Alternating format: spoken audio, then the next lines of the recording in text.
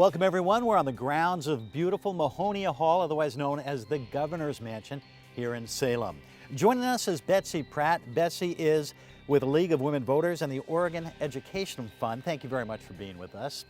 And this is the 100th anniversary of a very important date. Tell us about that. Women in Oregon got the right to vote as of November 1912.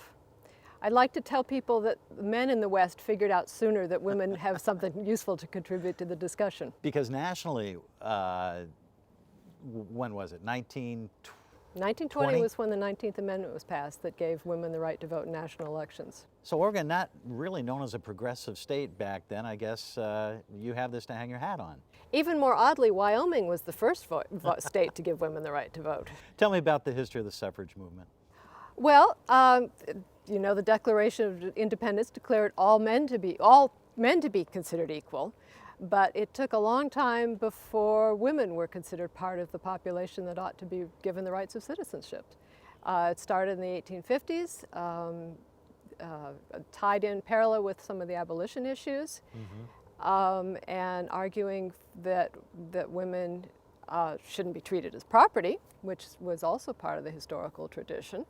And should have the right to divorce husbands or raise their children on their own. But it took a long time for the power makers in the country to agree to that.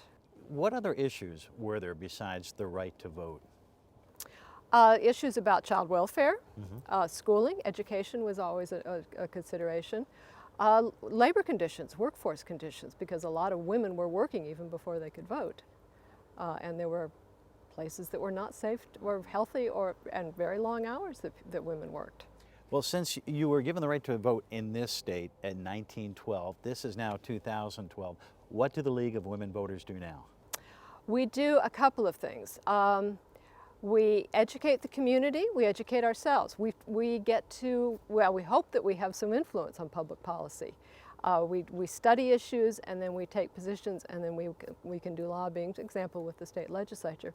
My specialty is voter education, and that includes soliciting input from candidates about what they want voters to know about them, and researching and providing concise, impartial information on ballot measures at the state level, and then there are communities, city leagues that also do it at the local level. So now, as I understand what you just said, there's got to be a fine line there, impartially educating the public about the issues, but then also lobbying for certain legislation.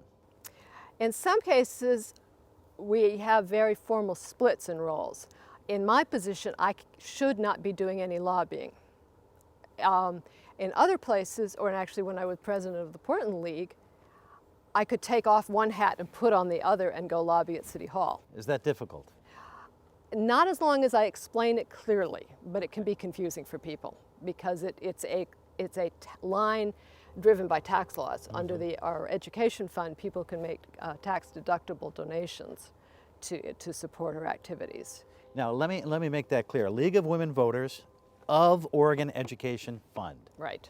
If you give money to the League of Women Voters, you're taxed on it. Right. You're giving money to the Oregon Education Fund. It can be a tax deduction if you do itemized deductions. So now I know where to direct my money. Yes, please. We will take money in either case, but we're grateful for it in either place.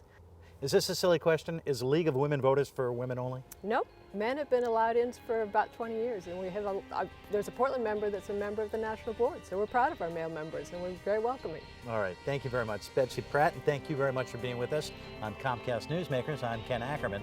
Make it a great day.